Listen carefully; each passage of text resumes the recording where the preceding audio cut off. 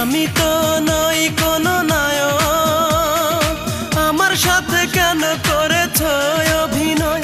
আজ তোমার অভিনয়ে মনে ব্যথা পেয়ে হয়েছি আজ আমি গায়ক।